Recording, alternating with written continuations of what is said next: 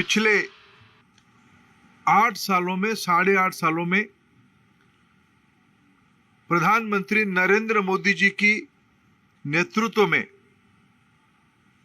एक समावेशी, सर्वस्पर्शी, आत्मनिर्भर समाज बनाने के लिए जो 2014 में पहला ही वक्तव्य में प्रधानमंत्री जी ने कहा था कि मेरे सरकार सबका साथ, सबका विकास की दायित्व लेगा, वो केवल हमारे लिए एक नारा नहीं था, एक दर्शन था, एक फिलॉसफी था। पिछले 8 सालों में विशेष करके आर्थिक पक्ष हो या उस आर्थिक नीतियों के कारण उत्पन्न सामाजिक प्रभाव हो, जिसमें समाज अधिकार की विषय रखने वाला समाज, हक की लड़ाई लड़ने वाला समाज आज आत्मनिर्भरता की ओर बढ़ी है, सशक्तिकरण की ओर बढ़ी है, एम्पावरमेंट की ओर बढ़ी है। एंटाइटलमेंट से एम्पावरमेंट की एक सफल प्रवास मोदी जी की कुशल नीति, विचार स्पष्टता और सटीक क्रियान्वयन के कारण विश्व की इस कठिन परिस्थिति में भी मित्रों, देश की केवल समस्या नहीं रहा, दुनिया की सभी देशों ने कोविड से ग्रसित हुआ।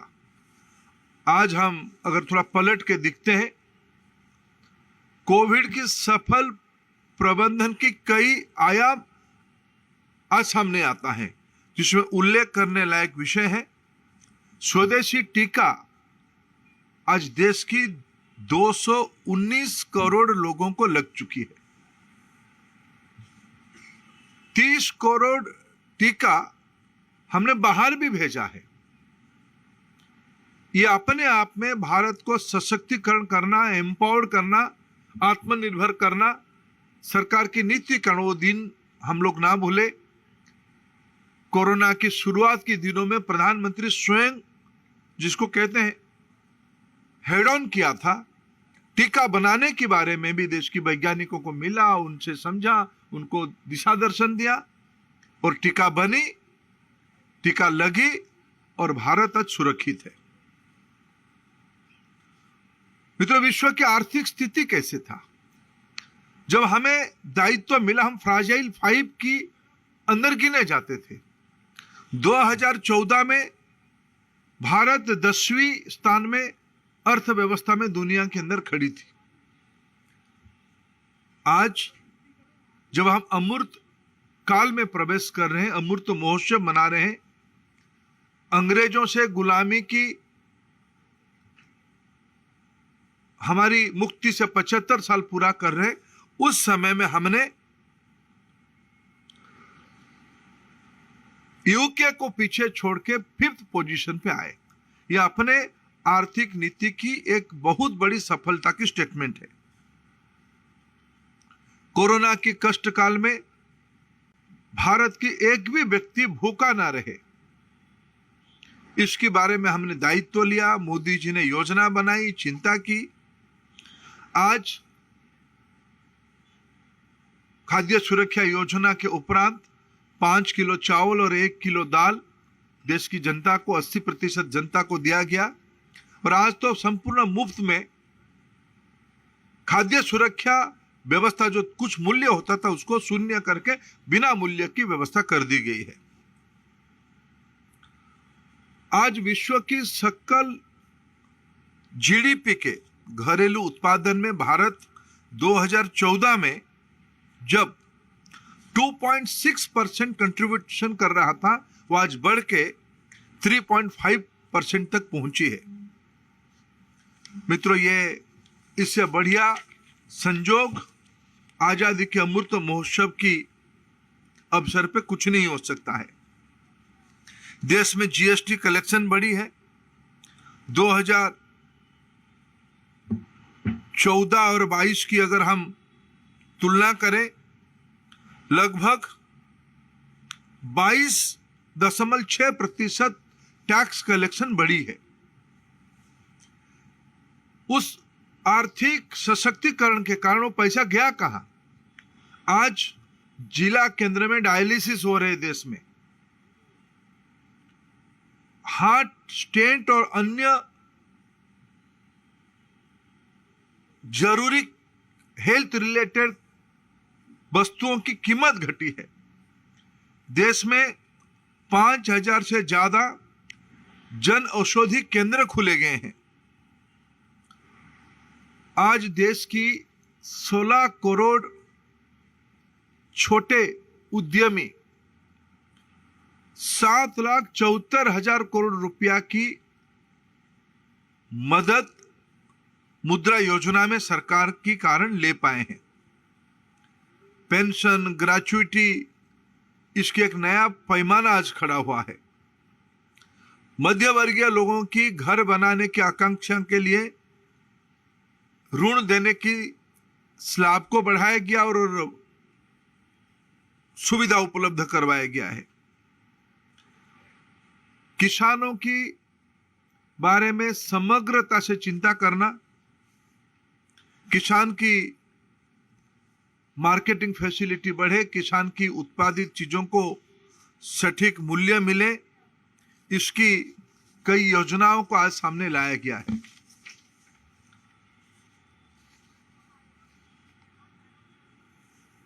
मित्रों, आज vocal for local, one district one product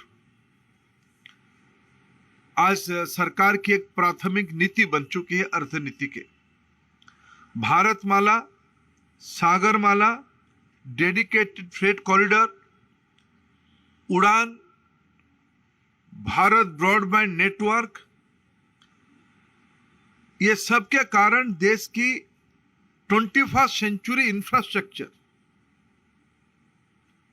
रास्ते थे, बंदरगाह था, विमान अड्डा था, लेकिन आज हवाई चप्पल वाला भी हवाई जहाज में बैठे, भारत के अंदर इनलैंड वाटर को बढ़ाते हुए क्रूज टूरिज्म डेवलप हो, यह सिर्फ किताबी बातें अभी नहीं रहा है।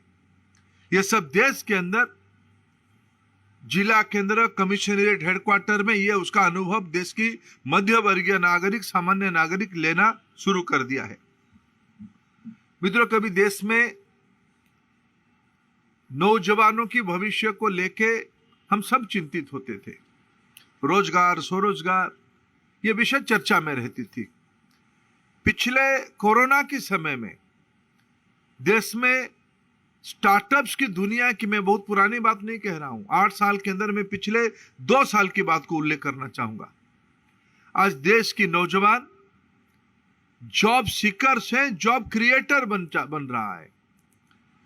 100 से ज्यादा यूनिकॉर्न, अभी हमारे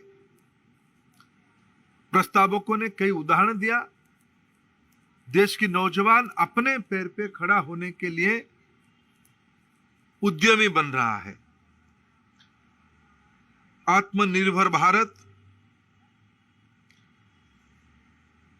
गरीब कल्याण योजना, जब कोरोना आई 20 लाख करोड़ रुपया की पैकेज से लेके सेक्टर स्पेसिफिक इंडियन मार्केट की उत्पादन को पूरा करने के लिए, देश की एक्सपोर्ट बढ़ाने के लिए प्रोडक्शन लिंक इंसेंटिव की एक नई जाल बिछाया गया है, जिसके कारण देश में रोजगार, स्वरोजगार की नंबर बढ़ रहे हैं। यह अनुमान किया गया कि देश की अगर लॉजिस्टिक को सरलीकरण किया जाए, सिंप्लीफाई किया जाए, रिफॉर्म्स के माध्यम से देश निवेश के लिए आकर्षक स्थान होगा। गति शक्ति योजना उसकी परिणाम है। देश में नया लॉजिस्टिक पॉलिसी लाया गया। राज्य सरकारों को, भारत सरकार की विभिन्न विभागों को, देश की उद्योग जगत को पहली बार एक गति शक्ति फ्रेमवर्क में जोड़ने की व्यवस्था किया गया है। डीबीटी आज पिछले 8 साल में direct benefit transfer 22.6 lakh crore रुपया की डीबीटी दिया गया है लोगों को। कभी आप कल्पना करिए, यह कहा जा रहा था कि दिल्ली से 1 रुपया भेजे तो गरीब की जेब में 15 पैसा जाता था। आज 1 रुपया भेजे तो चंद मिनट के अंदर उसके जेब में 1 रुपया चला जाता है, जिसके हिसाब में आपके सामने मोदी जी की 8 साल की उपलब्धि को गिनाते हुए दे रहा हूं। 22.6 लाख करोड़ रुपया पिछले दिनों में गया है। मित्रों, ऐसे ही एकलव्य विद्यालय माध्यम से विशेष करके वनवासी आदिवासी लड़कों को लड़कियों को पढ़ाने के लिए, खेल में उत्कृष्टता खड़ा करने के लिए आज 700 से ज्यादा एकलव्य विद्यालय खड़े किए जा रहे हैं। उनके लिए सीधा भारत सरकार की स्कीम लागू किया गया है। इकोनॉमिक वीकर सेक्शन के लिए आरक्षण की व्यवस्था की गई है। मित्रों, सारे अर्थनैतिक पॉलिसी के कारण न केवल भारत सशक्त हुई है, आत्मनिर्भर हुई है, उसके कारण देश में जो एक चेतना आई है, आज सामाजिक उपलब्धियों की नई पैमाना हो रहा है। अयोध्या में भव्य राम मंदिर निर्माण, जो लोग कभी हमको पूछते थे अयोध्या में राम मंदिर बनाएंगे लेकिन तिथि नहीं बनाएंगे, आज प्रधानमंत्री नरेंद्र मोदी को कार्यकारिणी आभार प्रकट किया, मंदिर की तिथि भी ही घोषित कर दिया गया है और जल्द ही भव्य मंदिर देश को समर्पित हो जाएगा। काशी विश्वनाथ की कॉरिडोर अपने आप में एक बहुत बड़ा स्टेटमेंट उस दिशा में है। सोमनाथ की विकास कार्य, हिमालय में केदारनाथ धाम की पुनर्निर्माण, केदारनाथ बद्रीनाथ तीर्थ क्षेत्र की तमाम विकास कार्य की जा रही है। पहली बार 4 धामों की road network, Kartarpur Sahib corridor की सफलतापूर्वक श्रद्धालुओं के लिए खोला गया है। हेमकुंड साहिब और गिरनार की रोपवे में जोड़ा गया है। उज्जैन में भव्य महाकाल लोक को प्रधानमंत्री जी ने इन दिनों में लोकार्पित किया है। प्रसाद योजना के तहत बाबा बैद्यनाथ धाम देवघर में आधुनिक सुविधाएं का विस्तार किया गया है। मोढेरा की सूर्य मंदिर को हेरिटेज लाइटिंग यानी सोलार लाइट से, सोलार एनर्जी से लाइटिंग की व्यवस्था किया गया है। मां महाकाली शक्तिपीठ और जैन विरासत के लिए प्रसिद्ध गुजरात की पावागढ़ की पुनरुद्धार किया गया है। स्वदेश और प्रसाद योजना के तहत देश की पर्यटन की एक नया डेफिनेशन किया गया है और इस सामाजिक जागृति में प्रधानमंत्री जी ने कई बार उसको बड़े विनम्रता के साथ लोगों को अपील किया है, हमें गुलामी की मानसिकता से बाहर आनी है। दिल्ली की राजपथ को अंग्रेजों ने हमारे ऊपर राज किया था। आजादी के अमृत महोत्सव ने प्रधानमंत्री जी ने उस राजपथ की नाम को बदल के कर्तव्य पथ किया है। नेताजी सुभाष चंद्र बोस जी की भव्य प्रतिमा आज उस राजपथ की शोभा बढ़ा रही है। मित्रों, आज डिजिटल इनिशिएटिव्स के कारण विश्व में जो नया लीडरशिप इमर्ज कर रहा है, भारत धीरे धीरे एक उत्पादनकारी अर्थव्यवस्था की ओर बढ़ रही है डिजिटल कैपेसिटी के कारण। कोविन ऐप उसकी सबसे बड़ा उदाहरण है। दुनिया में यह व्यवस्था कहीं नहीं है। टीका लगाओ और सेकेंड्स के अंदर आपकी मोबाइल फोन पे डिजिटल सर्टिफिकेट आ जाए, जिसको आप प्रिंट आउट करके आपकी देश दुनिया में जाने आने में, देश के अंदर जाने में कोई दिक्कत ना हो। इससे लेकर आज देश में भारत डिजिटल ट्रांजैक्शन में दुनिया की लीडर बना हुआ है। आज अगर 100 रुपया डिजिटल ट्रांजैक्शन होती है दुनिया में तो 40 रुपया केवल भारत में ही होती है। दिसंबर महीने में डिजिटल ट्रांजैक्शन की नई ऊंचाई हम सबको अनुभव दिया है। यह केवल ट्रांजैक्शन नहीं हो रहा है, भारत की लोगों की टेक्नोलॉजी अडेप्टेबिलिटी। सामान्य लोगों, जब प्रधानमंत्री जी ने 7 साल पहले यह कहा था हम डिजिटल इंडिया की इनिशिएटिव लेंगे, तब लोगों ने उनको, हमारी राजनीतिक प्रतिद्वंदियों ने ना समझ के, जैसे उनके अभ्यास रहता है, गाली दे देना, उन्होंने टिक्का किया था, परिहास किया था। वो आज उसका आनंद ले रहे हैं। मित्रों, मैं खुद के अनुभव बताऊं तो 1 जनवरी को मैं खुद ही कहीं ट्रैफिक में फंस के जब गाड़ी से उतर के ऑटो में गया, मेरे चिंता पहले आई।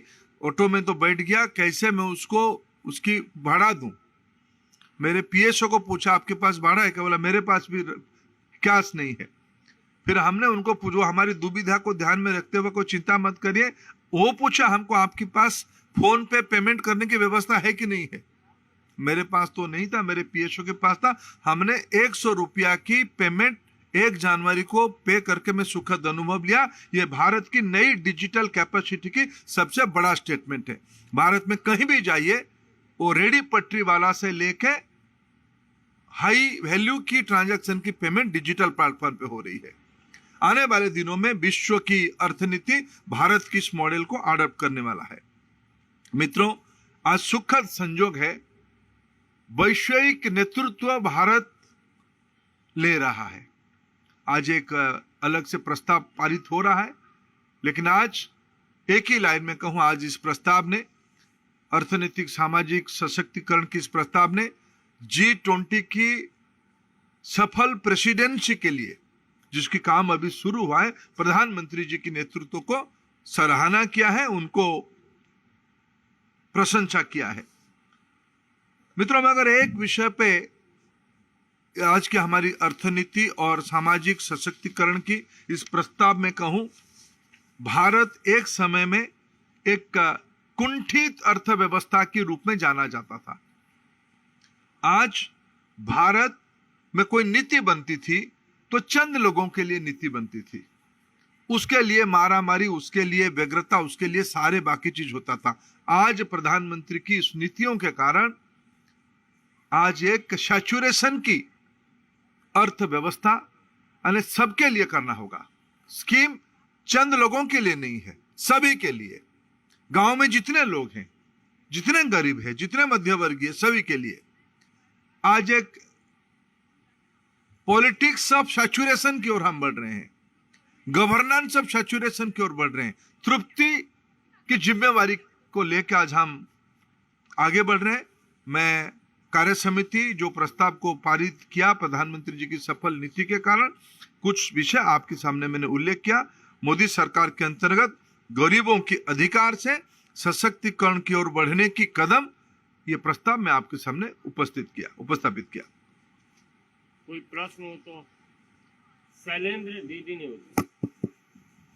सर, आपने कहा कि G20 में सफल नेतृत्व के लिए प्रधानमंत्री के नेतृत्व की तारीफ की गई है। जो प्रस्ताव आया सामाजिक और आर्थिक प्रस्ताव, क्या अलग से G20 पर भी प्रस्ताव आएगा और उस पर बाद में बताएंगे?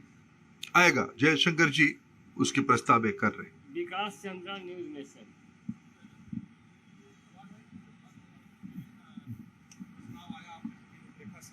लेकिन विपक्ष बार बार केंद्र सरकार को महंगाई के मुद्दे पर घेरता है और कहता है कि केंद्र सरकार उसके लिए और आम लोगों को राहत देने के लिए कुछ नहीं कर रही है। क्या इस प्रस्ताव में कुछ चिंता व्यक्त की गई? देखिए, मैं सारे प्रस्ताव में और भी डिटेल है जो आपको थोड़ी देर में मिलेगा। देखिए, ये विपक्ष को मैं गणतंत्र में, प्रजातंत्र में उसकी आलोचना को पॉजिटिव स्पिरिट में लेता हूं। उनको तो भी कुछ काम होनी चाहिए, उनको करने दीजिए। विश्व की एक भी देश नहीं है, एक भी बड़ा अर्थशास्त्री नहीं थे, मैं वो दिन भुलाने उनका नाम मैं लेना नहीं चाहता हूं, जिनको बड़े बड़े अवार्ड भी मिला है दुनिया में। उन्होंने 2020 में मोदी जी की नीति को आलोचना किया था। और आज इस परिस्थिति में भी अभी अभी मुद्रास्फीति की दर विश्व की अन्य देशों की तुलना में, डेवलप्ड देशों की तुलना में आदर्श की स्थिति में है। यही अपने आप में हमारा एक जिम्मेवार वाला अर्थनीतिक मॉडल का प्रमाण है। दुनिया की समस्या है, उसके अंदर भारत तुलनात्मक रूप से, जब हम एनर्जी इंपोर्ट करते हैं, जब ग्लोबल फूड चेन डिसरप्ट हो गया, उसके अंदर भी भारत की अर्थनीति मजबूत पैर पे खड़ा है। इसलिए हमने 5th पोजीशन पे यहां आया है। Devendra Parashar, lease Matthew. Sir, I would like to ask you, what is this? What do you mean by this politics of saturation and governance of saturation in the context of this crisis over this inflation as well as the unemployment? देखिए, मैंने कहा lease जी कि आज देश की नौजवान में तुलना करके आपको कह रहा हूं, इतने यंग एंटरप्रेन्योर पिछले दिनों में नहीं निकलते थे। आज देश की नौजवान जॉब प्रोवाइडर बन चुका है। डिजिटल इकोनॉमी की नई नेटवर्क आ गई है। जब हम पॉलिटिक्स गवर्नेंस ऑफ सैचुरेशन कहते हैं तो प्रधानमंत्री आवास योजना हमको याद आती है। हर घर में नल में जल पहुंचाने की बात याद आती है। हर घर में बिजली पहुंचाने के लिए बात आती थी। आखिर देश की आजादी के 70-72 साल के बाद करोड़ों की संख्या में घर ना हो, बिजली ना पहुंचे, स्वच्छ ईंधन ना पहुंचे, बैंक खाता ना खुले, जिसको पिछले 8 साल में प्रधानमंत्री जी ने किया। और इस बीच में मैं खुद ही का एक विषय भूल गया, राष्ट्रीय शिक्षा नीति भी हमारी नव जागृति का एक बहुत बड़ा सुधार की पॉलिसी है। इसी को हमने कहा, विशेष करके जो 2-3 उदाहरण मैंने बताया, price rise, inflation, all these are global issues. Bharat को मैं अगर कंपैरेटिव स्थिति में खड़ा करूं, हम आज बहुत मजबूती की स्थिति में खड़े हैं। मित्रों, अभी कार्य समिति चल रही है, इसलिए आग्रह होगा, 2 लोग एक साथ बैठे हैं, विकास भदौरिया जी और अमित जी, शायद संयुक्त ही प्रश्न है, ले रहे हैं। सवाल ये है कि का जो राजनीतिक प्रस्ताव था जिस पर कहा गया कि प्रधानमंत्री पे आरोप लगते हैं, कोर्ट ने भी उसका जवाब दिया, तो मल्लिकार्जुन खड़गे जो कि अध्यक्ष है वो कह रहे हैं कि कोर्ट क्या कह रहा है वो तो अलग बात है, लेकिन ये भी सच है कि नोटबंदी के दौरान लोग लाइन पे खड़े थे, लोगों की जान गई, उसको लेकर बीजेपी क्या कहेगी? मैं इतना जानना चाह रहा हूँ धर्मेंद्र जी, मैं इतना जानना चाह रहा हूँ कि उस दिन ऑटो यात्रा करने के बाद क्या आपने डिजिटल पेमेंट ऐप हाँ, डाउनलोड किया? कौन सा किया? नहीं, मैंने नहीं किया अभी तक, कर लूंगा मैं।